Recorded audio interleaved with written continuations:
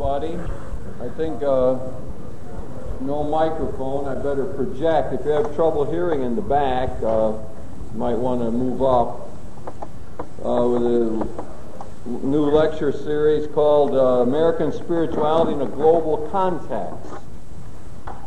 And it's a four-part series tonight, next 4 Tuesdays.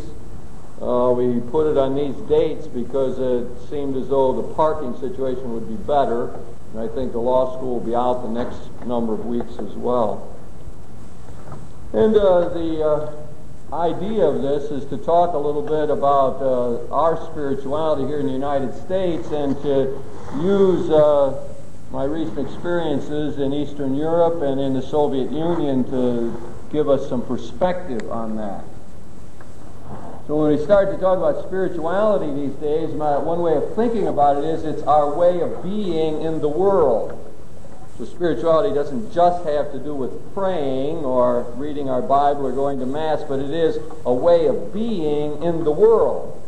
And when we say about being in the world, today it becomes more and more clear that that has to be a global perspective because we exist on this spherical earth of ours. I mean, it's remarkable. I was in New York at a certain time, and then 9 hours later I'm walking around in Moscow. Well, I still haven't gotten used to that. I was traveling with Governor John Gilligan and talked a lot with him, and he's traveled all over the world all the time, and he says he still can't get over that. That you're suddenly in such a short space of time so far around the globe and in a different culture and so on. So it's becoming more and more evident that a spirituality has to have this global perspective. I notice conferences all over the country now about global perspectives and global context. It's sort of the in thing, I suppose, in one way or another. But we begin to see we can't think in some sort of narrow terms anymore about what it means to be in the world, what it means to be a Christian in this 20th century of ours. It requires this broader perspective.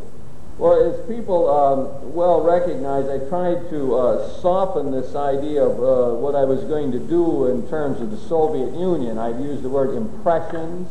I'm not masquerading as an expert on the Soviet Union nor even knowledgeable. What I intend to do, however, is to talk about my experiences and what impact it made on me and maybe how that might help the rest of us to see our own spirituality perhaps in a deeper way or perhaps broader way. So let me just begin with a little bit of background on what I was doing over there in Moscow. It was a conference that was designed to help the Soviets understand how American business works, how our economy works. And I think it was rather brilliantly conceived by Tom Murray.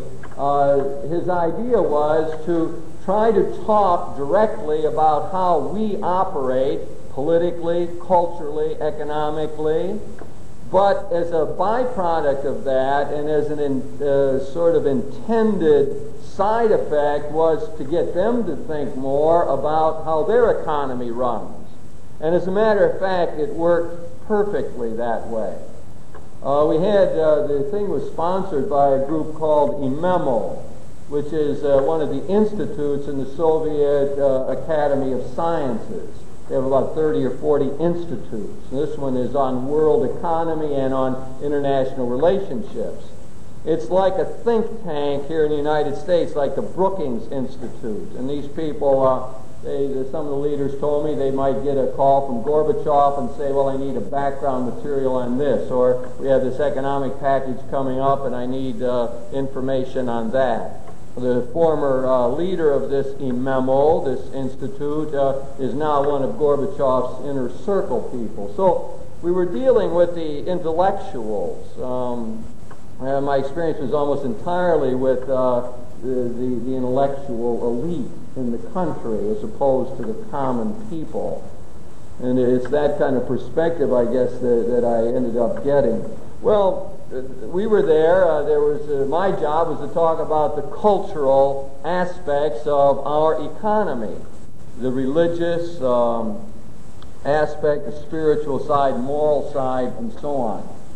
Well, when we got there, I mean, we were really wined and dined. I mean, they took tremendous care of us. They picked us up at the airport, got us through customs quickly. It only took 2 hours, and got us ahead of everybody. And waiting is a way of life in the Soviet Union. You get used to it.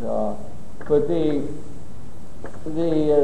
took us, to a nice place to eat, and had all the toast with vodka and all of that, and arranged cultural events for us so we could go to the circus, which they're very proud of, and to the ballet, which is a mainstay of their cultural life, and so on. So we were not, dealing with ordinary people. We were, privileged in this situation. Conference drew about 220 people from 100 different cities around the Soviet Union. They were all people who had some influence, were involved in the business world in one way or another, and there was representatives from the Supreme Soviet there. And when we would have meals or lunchtime and so on, we would be seated with these delegates from the Supreme Soviet, and that was with an interpreter, that was our chance to interact with them, which proved to be among the more useful things, I think, that we did there. Well, we walk in and they take us to the head man, the head of this whole institute. We sit down, and we had with us one of Governor Gilligan, and one of the foremost expert on Soviet law from the United States, Harold Berman, who was taught at Harvard, now at Emory. We sit down, and the director walks in, he greets us, and he says, "Well, of course, we must move to a free market here." Just right straight out. And we must have private property and a free market. And then he goes on to continue to explain that. And it's prefaced by, "of course." I mean, it was just sort of mind-blowing. It became like a motif that we heard constantly. It was, well, of course the system doesn't work. This is from the top Soviet people. Of course it's all messed up.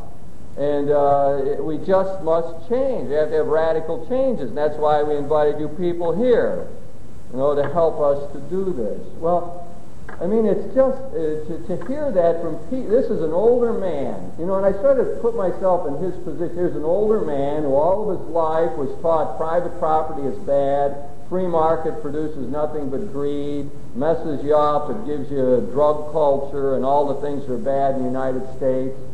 And he's propagated that, taught it. He's a doctor of economics. He's taught that sort of philosophy over and over. It's the only philosophy they learn. And he's sitting here now, and I'm guessing he's in his early 60s, talking to a group of Americans. He says, "Of course, this is all a bunch of baloney we've been giving you all this time. And none of it works. It doesn't work. And we have to move to a free market and to private ownership." Well, that, as I say, became one of the touchstones, I suppose, as we went along. We heard it over and over from the simple people we did involve ourselves with, and as well as the intellectuals who had various theories of why it had gone wrong and what was wrong and what one ought to do. But you could catch what was wrong in simple ways. I mean, people just are worn out with waiting for things. We talked to one young woman who was waited for, what did she tell me? I think she wanted to come to the United States on business, and which was perfectly legal, and she was allowed to do it, but it took her 5 months of constant effort to get a plane ticket, plus a bribe of 1,000 rubles, which it isn't all that much money, but 1,000 rubles to keep her on a list all the time. And what we heard from people over and over was that, none of this works. It's a mess, and we don't like it. We want to change it. Well, if you watch the news tonight, you see on May Day what this has come to. I mean, jeering of the Soviet leaders, Gorbachev, right in Red Square on May Day. What is interesting, too, is how unpopular over there Gorbachev is. They can't understand why we like him. There's one person told me he's been in here for 5 years and nothing has changed.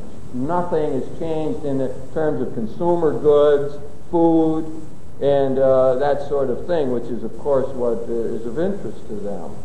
You know, one of my perceptions was the fatigue on the faces of people. It's just sort of a battle to keep going on a day-to-day basis. It's hard. You know, people have told me, and I didn't know to verify, but you see older women, you look like they're 65, 70 years old, and they say, well, they're really in their early 40s. You know, I mean, it's this fatigue factor that takes over. Well, I gave my talk on the cultural side of what makes our economy work. I try to talk the American public philosophy, the idea that we were created by God and that we got these unalienable rights, and that we sort of gather around that sort of notion that over 90% of the people in the United States say they believe in God, something that just blows their mind, and large number of churchgoers, all of that. And I try to talk about what I call the cultural ethos and the religious dimension of that in the United States there are, we have this outlook that says that, well, we have this fundamental equality, and we have this Calvinistic work ethic that says that way you prove that you're good and you're going to get to heaven, you keep your nose to the grindstone and you work hard and so on. So I try to talk about the work ethic, something I think is different from the way they see. I intend to lecture on that in some detail next week. And I talk about the American civil religion, our notion of how we function, and in terms of this overarching sense, we are God's chosen people, and this is the promised land, and so on. That was a theme that they were very intrigued with and asked me a number of questions about this American civil religion and how that functions for us. I really began my whole talk with them by trying to describe what I called a composite American business person, asked them to imagine that they were interacting with this fellow. And I tried to describe him. He happened to be a Catholic, and he was in his middle 50s, and he had 5 children, and I tried to help them understand what makes him tick, so that they would have called him Joseph. So throughout the conference, they often went back to Joseph. Well, what about this Joseph? Isn't he unhappy because he spends so much time at work and not enough time with his family? They were very interesting sort of question about this American ethic and so on. The premise was, well, wouldn't you be unhappy living like that? It seems like an odd way for humans to act, to be so much of a workaholic and so busy and all of that, not have enough time for your family and so on. Well, I talked about individualism and various other things that make up this this cultural ethos in the United States. And I tried to point out throughout what a great role that religion plays in it, that biblical religion is crucial to understanding what makes the United States what it is. We are, as Chesterton said, a nation with a soul, like a religion. We're like a quasi-religion here in this country. Something I have to get back to. The American dream includes that. Well, that was, a simple enough sort of a lecture to give. I was amazed at the response to that. Many people were extremely interested in that side of it. I had lunch with one of the deputies from Siberia. In the Supreme Soviet, there's 2 kinds of people. One are elected by the people, and one are sort of representative or elected by part of the communist apparatus. The people that were at our conference were all elected by the people, and they were very proud of that. They made sure we knew that. They were elected by the people, and they had concerns with the people. One guy was telling me, he says he walks down the street, people know him in his district, and the lady comes up and wants to know these terrible eggs she bought the other day. Straighten this out. These eggs are no good. And he was just describing all these ordinary things that they do as representatives in the Supreme Soviet to try to respond to the people that they deal with. Well, as the conversation went on, he told me how much my talk meant to him. And I tried to mute this a little bit, but he said that he had been wrestling for so long about what to make primary in his thought, whether what was primary was the state or the person. And he told me that, he became convinced as a result of this talk that he had to make the person primary. And that he wanted now to become an educator of his people. He thought of himself not just as a representative, but an educator of the people. And he had to go out and show them this primacy of the person, and he wanted to show them how, indeed, they had to be ready for change and innovation. As we heard over and over, one of the great problems is the lethargy of the people, the sense that they don't want to change. There are 100 million people in the Soviet Union who somehow benefit from the system. 100 million people out of, 280 million people or whatever it is, the population. Either they directly benefit or their family does, their dependents. And so you set up a situation where this guy's saying, I got to educate my people to even think about change, especially when a certain number of them benefit from being in this system, even though it's very difficult. You almost have to get a feel for how people are thinking along that line. One lady told me that she is married now and she has a youngster, and she lives in one room, which is very typical. One room and then maybe share a bath with other people. And she says, of course, they have no privacy.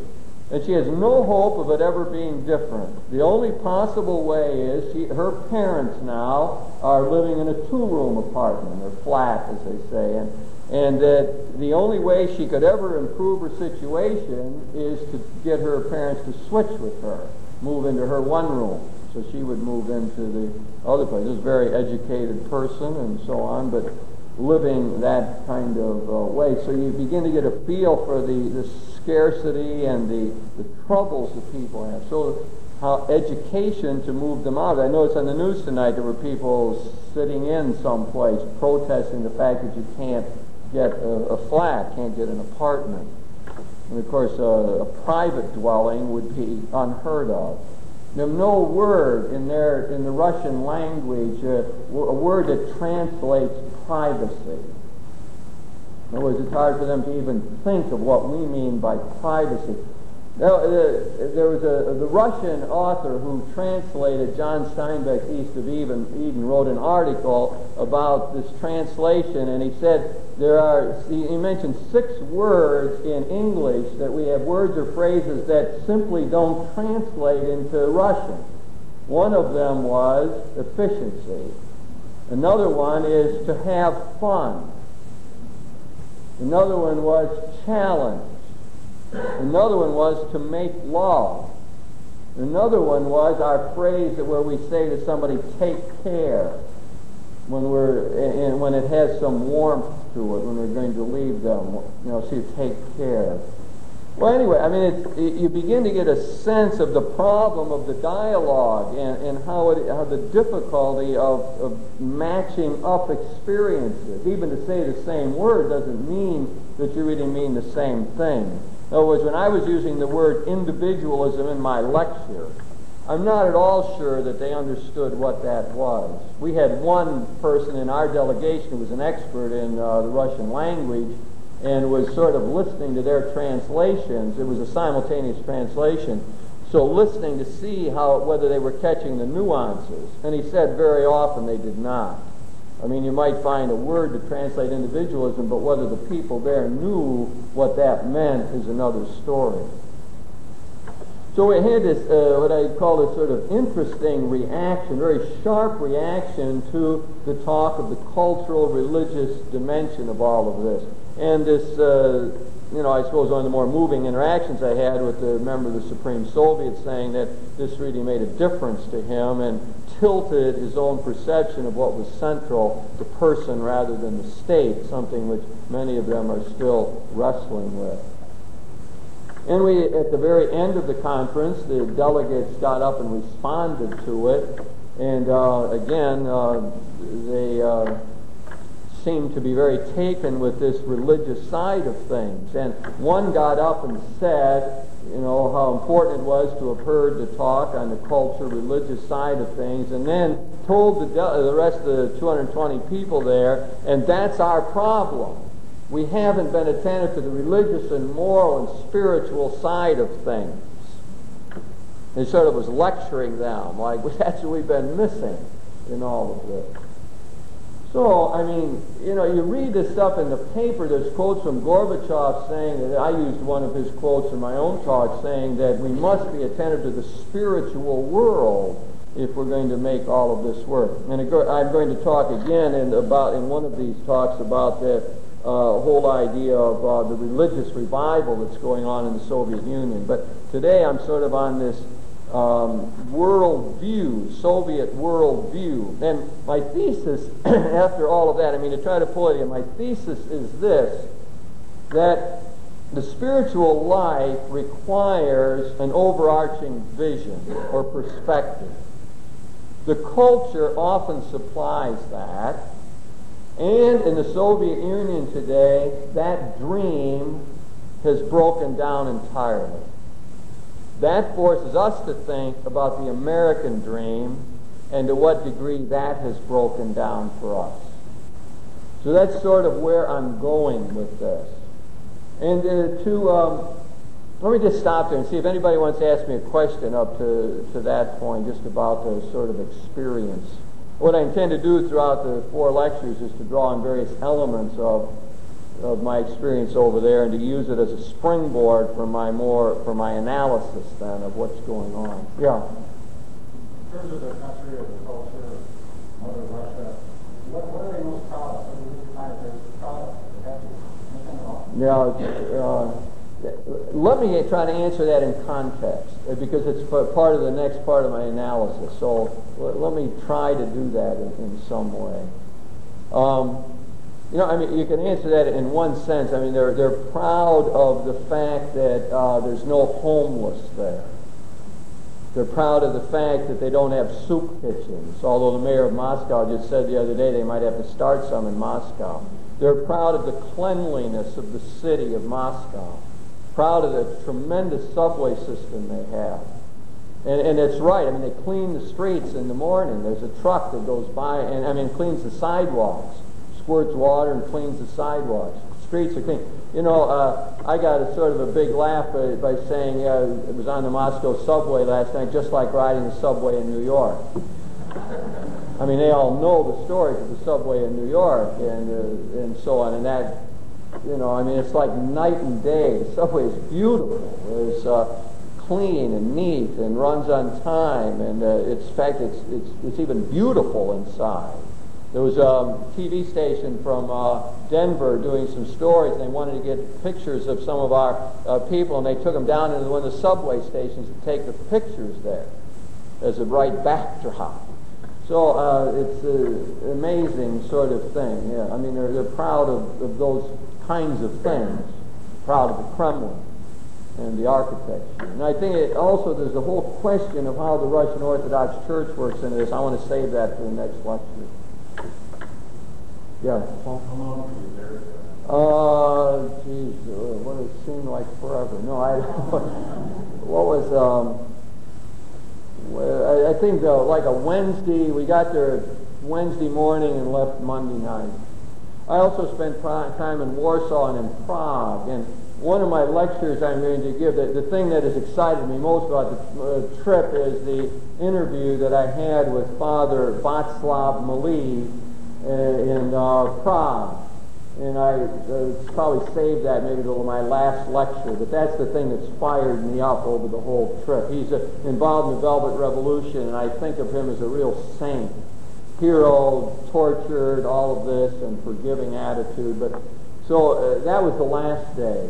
And that was just last Friday. I was sitting in his one-room flat talking to this fellow. And I'm taken by that. Someone wondered why I didn't have jet lag, and the opinion was I was still been on a high from talking to this guy.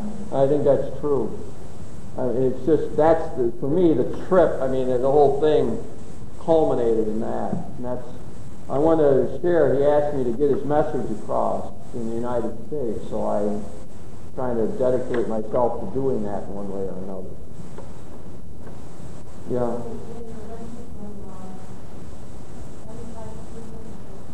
No, not as near as I could tell. I mean, it was a very open situation in Moscow. I mean, I went out and walked the streets late at night. That's another thing. A major city was walk the streets at night with no fear. I think street crime is just starting there. But I mean, they don't, it's not like you couldn't walk around New York like that, I mean, it felt very free. I felt no restrictions at all.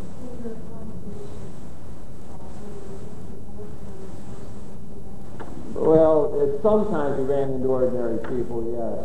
And we stayed, however, at one of the better, the Sovietsky, which is one of the better hotels in Moscow. But you can't, even in the better hotels where they're trying to cater to Americans, like to get a beer at any time is impossible. Even if you got dollars, you cannot get a beer. Or you couldn't get something to drink. Well, you're free to order what you want, like for breakfast, as long as it's omelets. You could order omelets or omelets. And in this good hotel for dinner at night, you didn't want to, there's no menu or anything, but you wouldn't want to embarrass them and go in and say, well, what you have. The phrase that would be used, well, what's possible? And the waiter would say, well, I think the lamb chops would be very good tonight. That meant that's all they had. I mean, that's what everybody ate. And this is one of the good, Sovietsky, one of the good hotels. So you get a sense, it's difficult. Life is difficult there. And that's why you got all this protest. People said to us, and Gorbachev for 5 years now been to make things better, and you got less food in the store. You got to stay in line longer. And one guy told me, a businessman over there, he said he went to visit somebody's house and invited him for dinner, and they go all out. He said, and he was telling me this, he said, stop and think what that woman did to make this meal for us. She would go work all day long in a hard construction job. Then she would go and have to be very clever to find the right store to go to and wait in line maybe for 3 hours to buy the vegetables for this meal. Then the next day she would work all that, and then she'd go find another store, stand in line for a couple hours to buy some meat for the meal that she made. And he was trying to tell me how many hours she would have spent to make this meal, which is a very nice meal for him. And he was a wealthy American. And she went to all this trouble to fix this meal. He was trying to be appreciative and understand what she went through. It's not like go to the supermarket and walk down the aisles and get stuff. It just doesn't work like that. Yes, we did talk about that. They're very upset with the educational system. Philosophically, they're taught nothing but Marxism, Leninism. Philosophically, that's been it. The people don't know other things. Yeah, it's very, they're talking about generations before they can turn this around. Yes, they were very, I would say, harsh, the intellectuals that we talked to about, again, you gotta remember, we're getting this one slant. I wasn't talking to an ordinary person in the village about some of this stuff, but these are the intellectuals.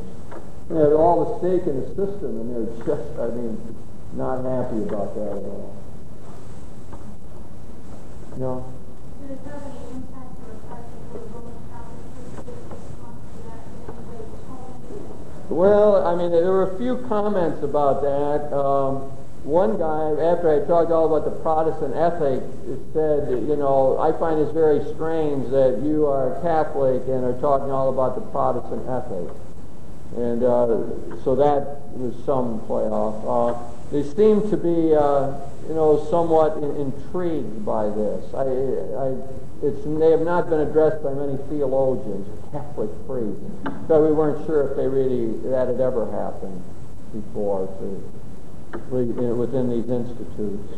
I'm not sure of that. But yeah, I mean, they found that to be interesting. And I was introduced as a theologian and so on, and they knew my background. The officials did anyway. I don't know how it translated when I was introduced or what they actually knew about that. But I talked very directly. I said, you know, that I dealt with, that was the thing, I deal with people, and I want to tell you about, you know, like average American businessmen that I know, people that you're going to deal with. So I try to draw on my experience that way. Yes? How do you manage conversation, language barrier?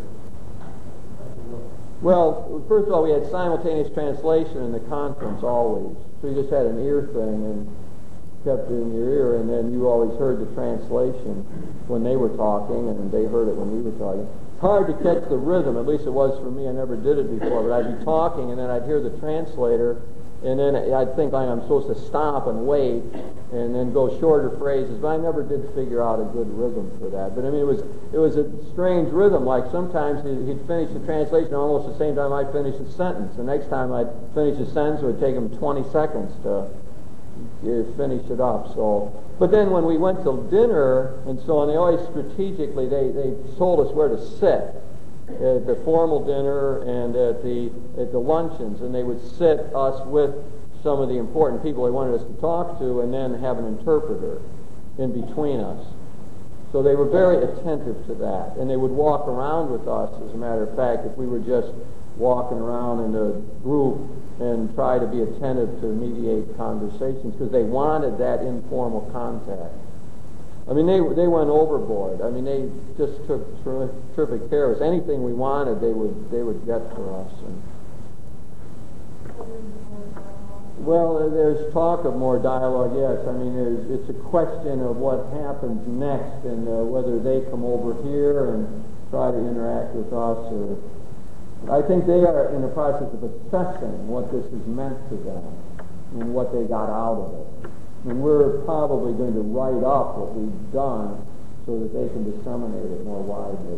And they were trying to, you know, they didn't have a formal evaluation system, but they were trying to figure this out, I think, if people benefited from it. We were actually intellectual.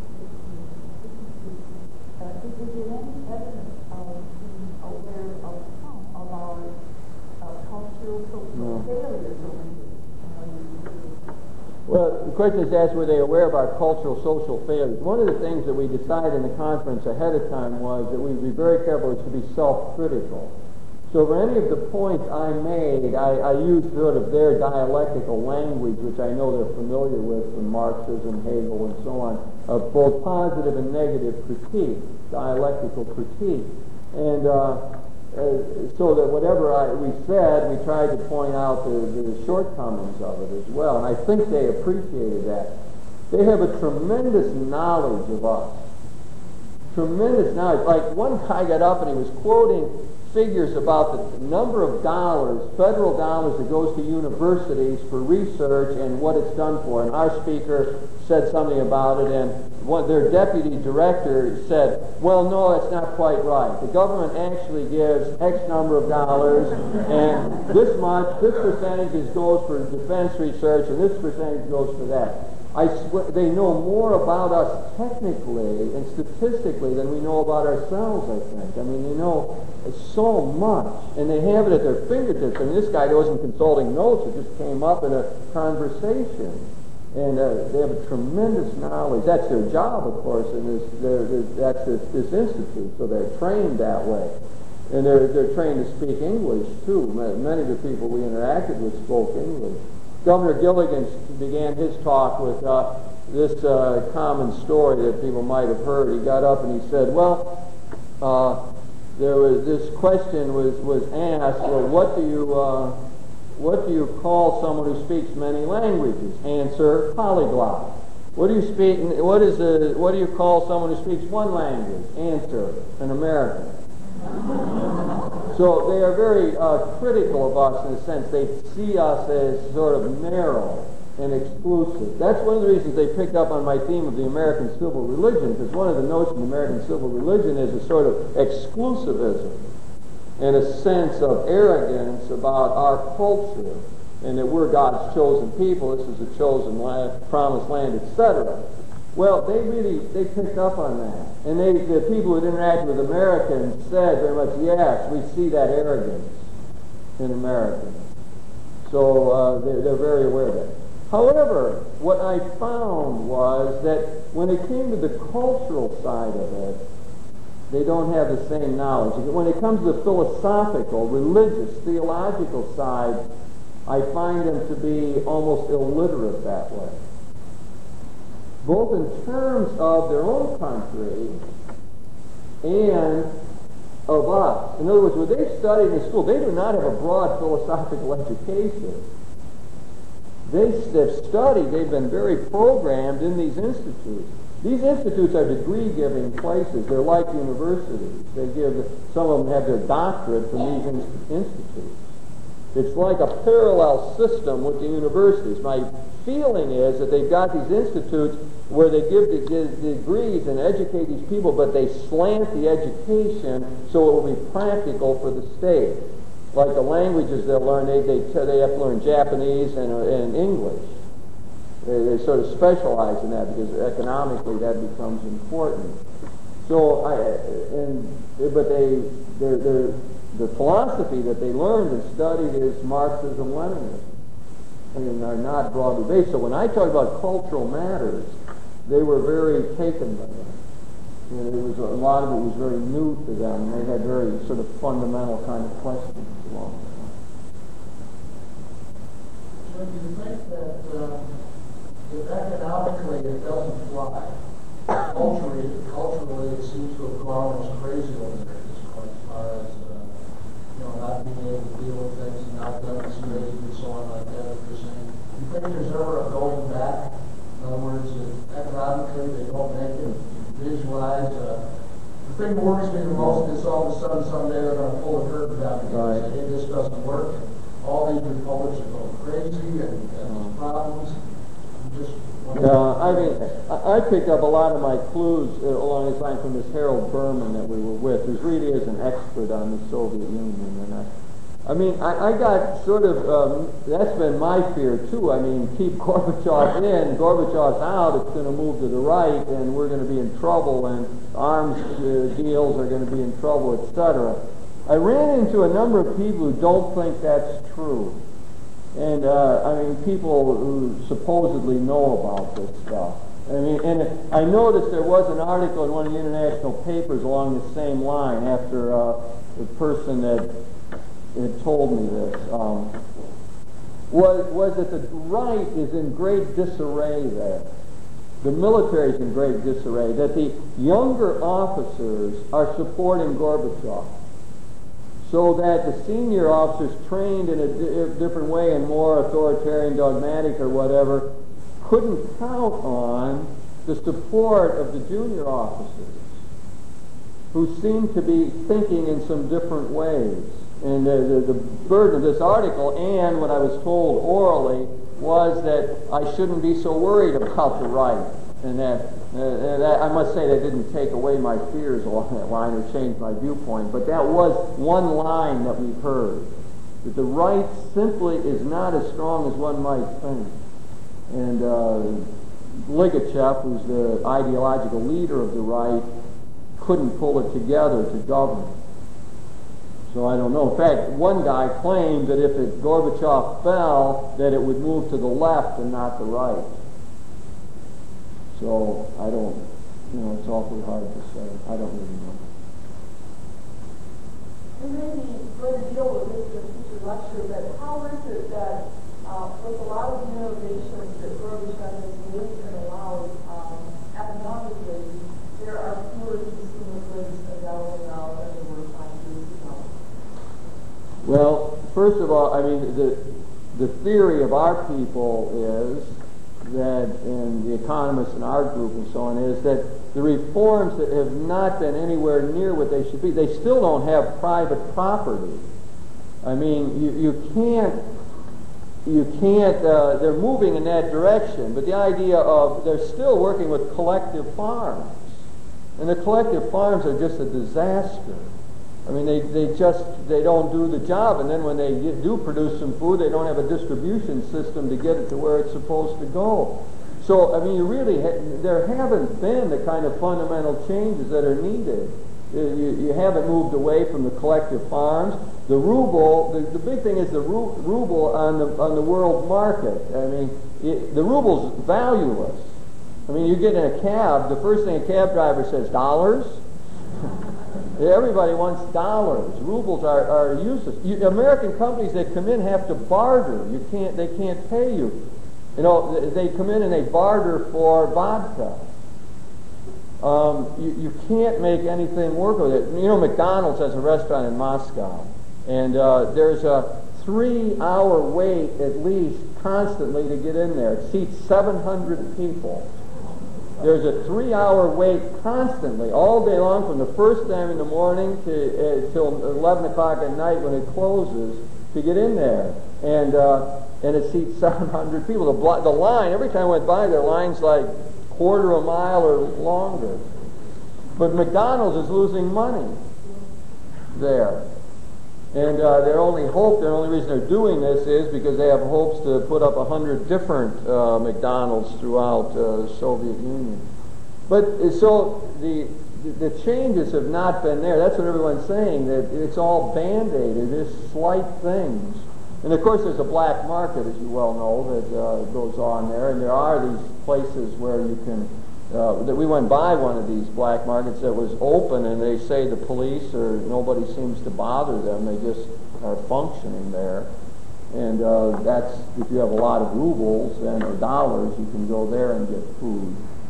But I mean, I'm not giving a very coherent answer to that. The fundamental point that I picked up from the economists was that they simply haven't made any serious changes. They have glasnost, they have openness and freedom and all of that. And you can protest, but you don't have private ownership yet. When the Americans come in to do business, they cannot own property in the Soviet Union. The only way, that's why they keep doing what they call these joint ventures, and it's all sort of behind the scenes, and you have to bribe people to make it happen. This is all the businessmen told us at the conference. You can't just run, nothing works. You have to bribe people constantly to get things to happen. And then they have these clever things where you lease the property for 50 years or something because you can't officially buy it. And so they just simply, all of them sitting there say, we must have a free market, but they don't have anything near the free market. And there is no free market. There is no private property, and that's the laws that they're trying to work on. In fact, Imemo, while we were there, a lot of their people were working furiously to put together this economic package that Gorbachev was trying to present. I have the feeling that something big is going to break that way. They didn't tell me that directly, but there's I think it's May 10th. There's a big date coming up it's a question of what kind of radical reforms he's going to offer. Don't you think, that 76 years or over 70 years of an intense government where there's no control over what's happening, but you're giving Gorbachev a kind of a bad kick on it because how can one person, what he has to work for, change something that's been so entrenched for so long and have any results in it, 5, 10, 15 years time? No. Yes, we heard that sort of constantly too, that message that you can't, what has happened very often is the people's initiative and spirit is repressed. In fact, Václav Mali, the priest in Czechoslovakia, said they got exactly the same problem there they got in the Soviet Union, and he told me it's going to take at least 2 generations to turn this around, to re-educate people to freedom, to initiative, to creativity. He said at least 2 generations in Czechoslovakia, where it's like night and day in Prague between Moscow in terms of aliveness and vitality and so on. So, I mean, you're looking at a monumental task. When I would ask these people about, is there any hope of turning this around or making it work? Well, you didn't get a lot of positive answers. You got a lot of vague answers, but some of these people you could just sort of have the feeling like, yeah, we got to try, but there's not a lot of hope. I mean, how the heck are you going to turn this thing around? It is such a massive mess. It's incredible to me. Nothing seems to work right, and you can't get things done. I mean, like getting your car repaired. I mean, the guy was telling me, I mean, they have to become mechanics. And that's very important. They must learn this.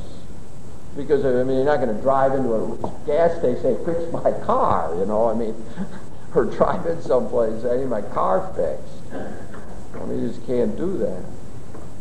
So, I mean, the problems, and I'm saying this now from the inside of the intellectuals. I mean, they see a really tough road. And they're working at it, and they think education is crucial. They must improve their educational system. They must get the people open to change. They must get this new economic reform. And I think that's the question. Will Gorbachev, for them, in a memo, the question is, will Gorbachev buy a radical reform? So the deputy sitting there saying to us, we must have an open market, a free market. So it's I know that's what they're writing up for Gorbachev now. We must make a radical change here to private property and a free market. And will the Supreme Soviet buy it, and will Gorbachev buy it? I feel some obligation to put this into context or with analysis, and to also to try to relate this to our American dream and the spirituality questions. Maybe I'll do a little more and then pause again and have opportunity for questions. The context, in other words, my thesis is that, for a spirituality, you have to come to terms with the national or the cultural dream. Without a dream, you lose hope. I guess that's sort of the question here. And what I see happening there is this destruction of this dream. And let me just go back. And again, I told you, I made my disclaimer.